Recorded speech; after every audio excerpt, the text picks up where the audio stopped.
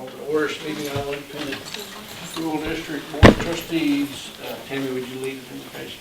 Heavenly Father, we just thank you for this day, Lord. We just thank you for all the blessings, Lord, that you've provided and given, Lord.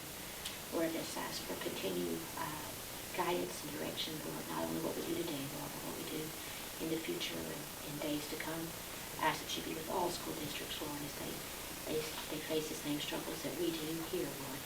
I ask that you be with each of us as board members. Let us do, be, and say the things that we please in you. Forgive us when we fail you, Lord, and these things I ask in your name. Amen. Mr. Martin. All right, thank y'all for your time again this morning. Second week in a row we've had to come together. It's a called meeting. This is addressing a topic we've been discussing for a while now, and that is just our remote learning program. In our conversations, we've been talking about the struggles or how hard it is on our teachers to do both face-to-face and remote at the same time. It's harder on them right now in the fall than it was in the spring. In the spring, they only had to handle remote learning, and remote learning looked a whole lot different in the spring as well. It wasn't as detailed. So there's been a struggle with our teachers and just burnout and stress and overloaded plates. Trying to deal with both programs at the same time, both face-to-face and remote learning. So that's kind of the driving force behind this conversation. When you sat down this morning, you see there's a little extra data there I wanted to share with you guys. We've been talking about the remote learning program, based on how hard it is on teachers, but I wanted to share with you some facts that we put together for you guys to see. So I know as we started, I kept giving you kind of estimations of how many kids were remote learners as we started the school year. Well, this is the, I'm going to say exact, but again, it can still be off by 1 or 2. So you see when we began the school year, we had 39 remote learners at the elementary and 33 at the secondary, and that turned out to be a total of 72 students, which was 13%. As we wrapped up the first 6 weeks, our attendance rate was 96.7, which is low. That is low for our first 6 weeks. First 6 weeks is always one of the highest attendance rates we have. And so that had us turning in an ADA of 496. Well, remember we have 534 that are enrolled. And it's my understanding as we look at who was absent, where this low attendance rate is coming from, a large, I'm not saying all, but a majority of that is coming from our remote learners not logging in.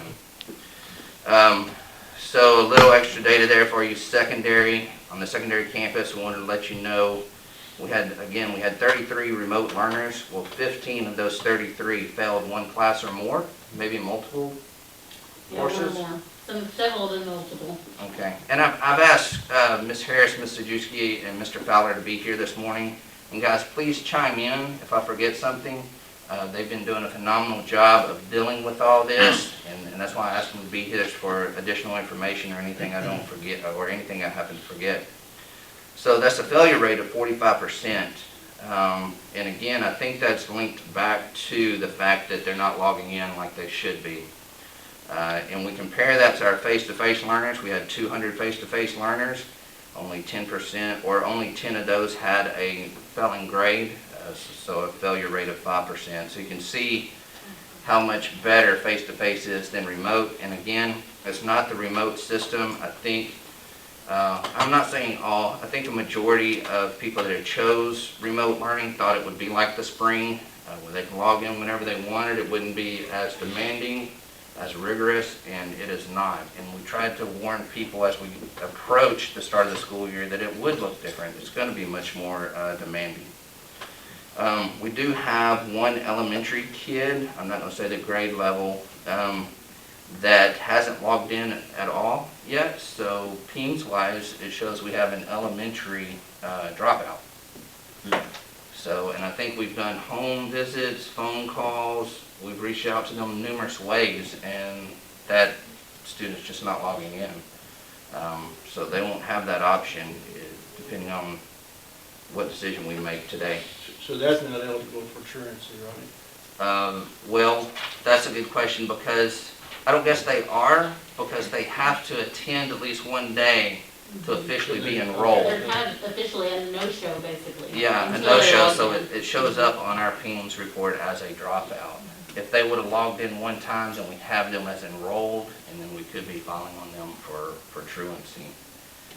And then just to let you know how the numbers have changed since we began the second 6 weeks, this is the end of the first week of the second 6 weeks. I had to say that slow just to make sure I got it right. And so our remote learners for the elementary are down to 16. For the secondary is 20 for 36. So you can see we've almost cut that number of remote learners down by half. So that's the additional information. I don't know if you guys have seen, I know last week and last weekend, we saw several districts around the state sending out word that they were ceasing their remote learning programs, a lot for the same reasons, because it is wearing teachers out. Also because failure rates and attendance rates are not what they should be. And so we're in the same boat. This week I have seen that Bremond pushed out the same decision, and Snook did on Wednesday. So we're not alone in this battle. We're not alone in this decision making. But that's all the information I have for you, and just open the floor to discussion. I know we've talked about this a little bit. Just so you know where I'm coming from as a superintendent, after our discussion, I may be asking you to vote to cease our remote learning program, and we'll set a timeline for that as we discuss this. I have a question, and it'll probably put the ball back in y'all's court to have you talk for an extended period of time. If we pass this today, I'm sure y'all probably had conversations if the board passes it. These are the steps we'd take. This is what it would look like. Obviously, you start with a letter. Tell me what it looks like from there, and then those that maybe are using the remote learning due to extenuating circumstances, whether it's their health, is that still an option? If somebody does contract the coronavirus and they're out, we're still going to have the remote learning available for them. I mean, just going to cover all the step by step, if you don't mind. Yes, sir. So if that were to be the decision we made today, we'll push an email out to the faculty and staff, and I have a letter prepared that we would send out. We would push it out through our Blackboard Connect program like we've done all our other updates, and it'll be posted on our website. What we've talked about is if a student, the parameters we've said is if a student tests positive and has to go home because they've tested positive, or if the district's sending them home due to close contact, that we would continue to offer that remote service to them. And that would be in our message to the teachers as well, as a reminder. Thank you for all your hard work in an attempt to help you guys. This is what we're going to do, but please keep in mind, if we have one go home for our COVID reasons, we still have to provide remote learning for those students. We talked as a team yesterday, and as we go through the list, I'm not saying this is 100% accurate, but I think it was our understanding maybe there was only one student who we deemed might be a medically fragile student, and we were going to take care of that student remotely as well, not forcing them to come back. So I guess to answer your question, if there is something out there that is definitely COVID related or health related, we would continue to provide the service for that student. I hope that answers your question. And does it, hopefully that doesn't open a can of worms with everybody trying to prove they Yeah, have a that's what I'm thinking. situation. How are you going to say, Well, unless you I have a think, doctor or a yes, something? ma'am. And I think the way I've worded the letter is medical documentation, something along those lines. I don't remember the exact verbiage, but it lends to you would have to show us documented medical reason why you cannot attend face-to-face. But what about if you have someone in the home that the student does not have a medical issue, but someone in the home has a medical issue that they're trying to prevent them from being exposed? I think we've talked about those students coming to school. The family we're talking about with the one identified kid has a sibling, and we talked about them coming to school. for the most part, you can see some of these families are still out and about in the community anyway. So we don't quite understand why they're not coming to school to begin with. They're staying involved and going wherever they want to go during the week and on the weekend. So they're not being much more safe than coming to face-to-face learning anyway. I mean, So it's their choice. that's their Yeah. choice, and I would tell you that they still have the option, if they want to stay home and be homeschooled, then they can do that. There are I those don't want to options. take it off of our ADA, but at the same Sure. time, that's their option. Sure.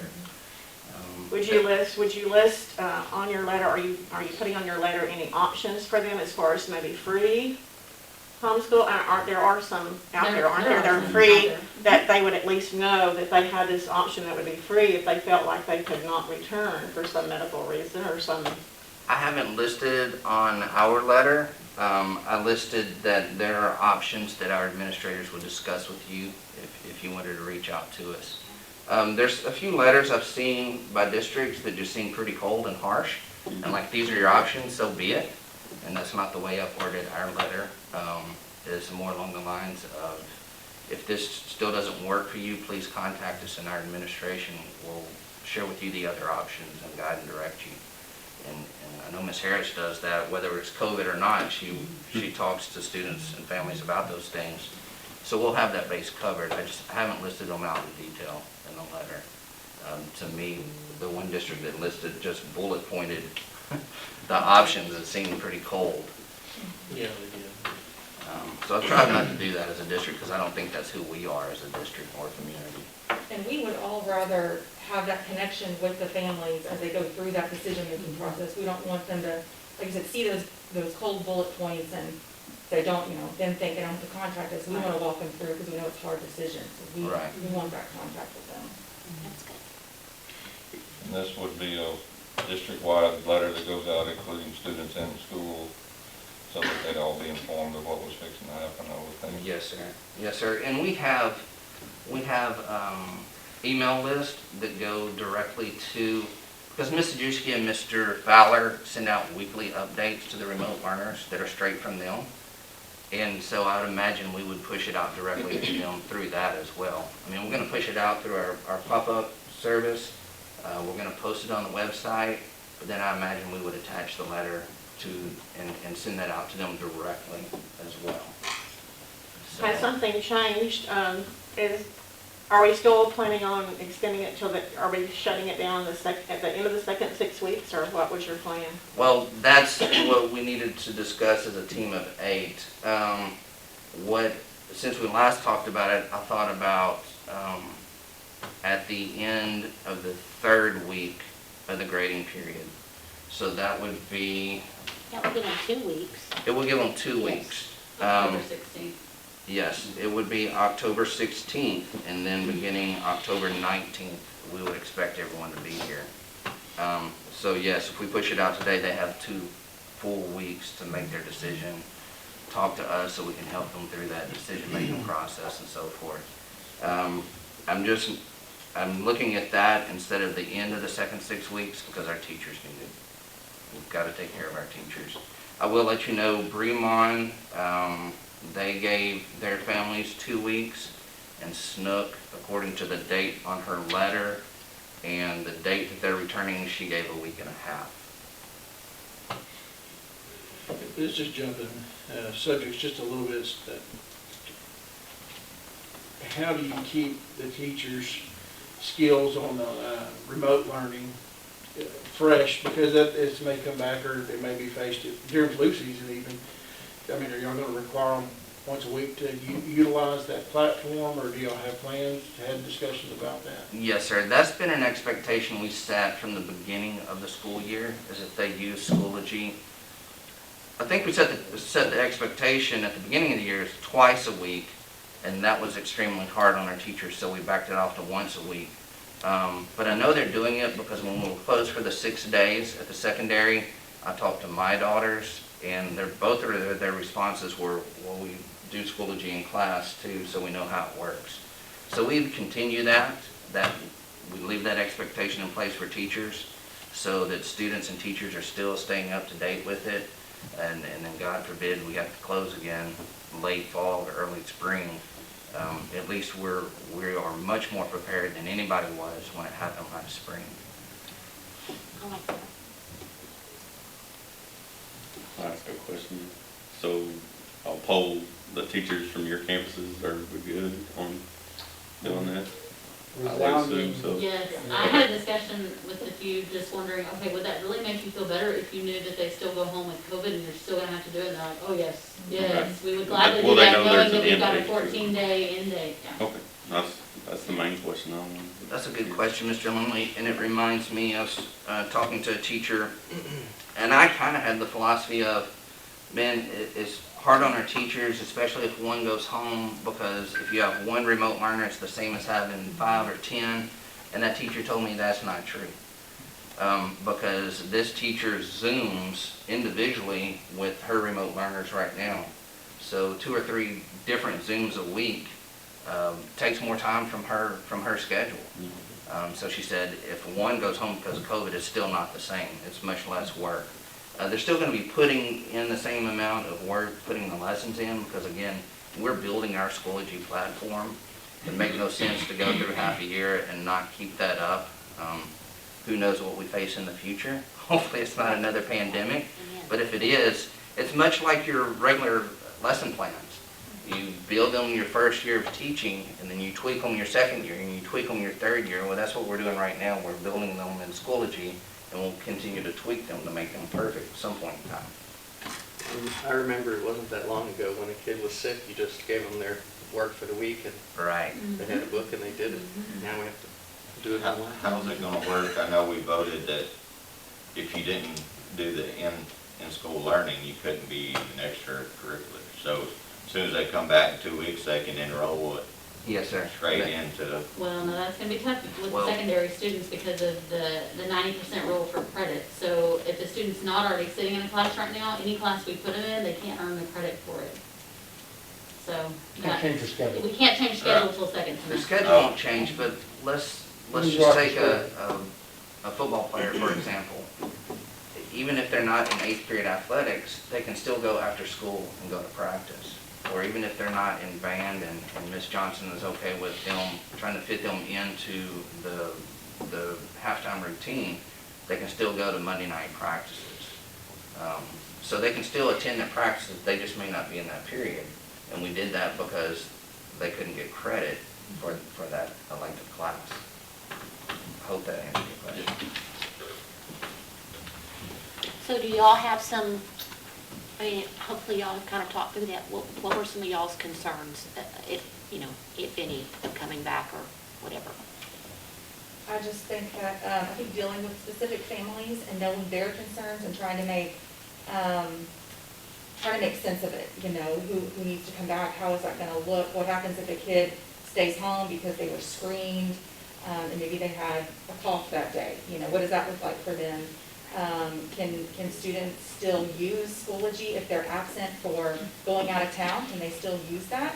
Well, they can, but they won't be counted present because it's not for COVID reasons, but the teachers were great with them still using it to stay caught up on their work. So I think it's just those little pieces that you're trying to fit in to make it work for everyone, and hoping families understand that you are compassionate to their situation. We just know we're trying to do what's best for kids, and failure rates right now are not working for us. So It's just dealing with the uneasiness and the apprehension kids are gonna have coming back, it's some of those families have put up these big walls and stuff, and so just making sure that, we're communicating with the families and making sure that everybody understands kind of what we're doing.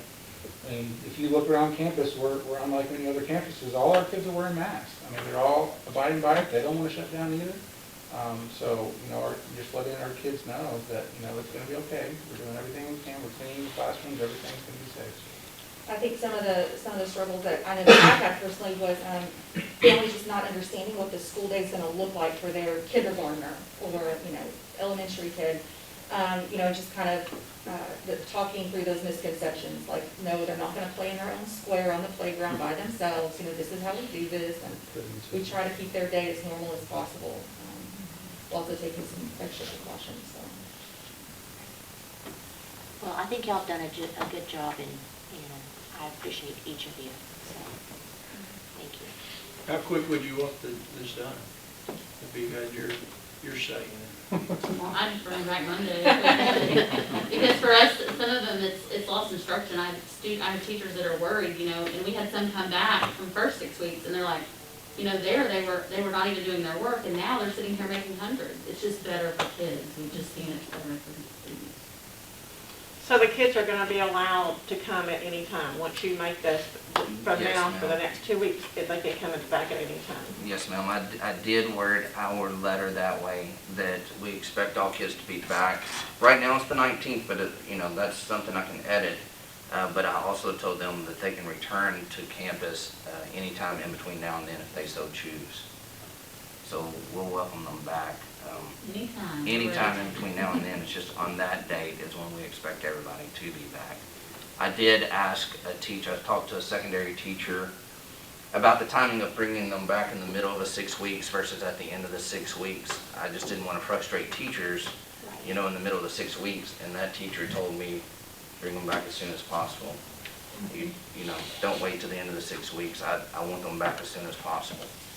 So that's what I kind of used to change my mind from the end of the second 6 weeks to the middle of the second 6 weeks. And still trying to take care of those families and to give them adequate time to make their decision, make their choice. And 2 weeks is essentially what kind of TEA recommended before we started the school year. So I think that's what a lot of districts are going with, is that we can have 2-week time frame. If there was a family that was like, maybe possibly couldn't get it done by the 19th, you'd still work with them to, you know, if it was a week later, a few days, or whatever, if they had an issue where they could. We'll work with every individual family. I just don't know that after the 19th, the remote wouldn't be available. Right. Because that's part of it too, is taking that task off the teacher's plates. We're going to work with every family as best we can. It's just knowing that after the 19th, you wouldn't be able to log in unless you're sent home for COVID or unless something closes the district down again. And on that subject, I guess whenever we had to close the campus for the week, it kind of got their attention. It sure did. It got their attention when it I'm comes. speaking to more to the high Yes, school kids. yeah, Yeah, the students are like, wait, so if I'm gonna wear my mask, I'm not close contact? Okay, I'm I good. make that announcement every morning in my announcement. And it kind of got It them did. on the straight and narrow, because I know through him, it was just saying there was some kids that were just fighting it and catching them without their mask and Now whatnot. you catch them with them on. You're like, Well, that's good to know. In talking to Ms. Marks, our PEMS clerk too, as I talked about the attendance rate for the first 6 weeks, she said a big portion of that low attendance rate for the first 6 weeks came from those 6 days as well. When all secondary kids were home, there's a large percentage of them that were not logging in. And we have to have them log in to legally count them as present. So that's why that first 6 weeks attendance rate took a dip too. Those 6 days had something to do with that. You have to log into every single class. Yeah. It's not just log into the system, they have to log into every single class for credit. And Of course, that, yeah. that's what's different, that's one of the main things that's different from the spring. As much as we try to explain that to people, they still thought, oh, this is the spring, I can do what I want to and get credit, and that's definitely not the story.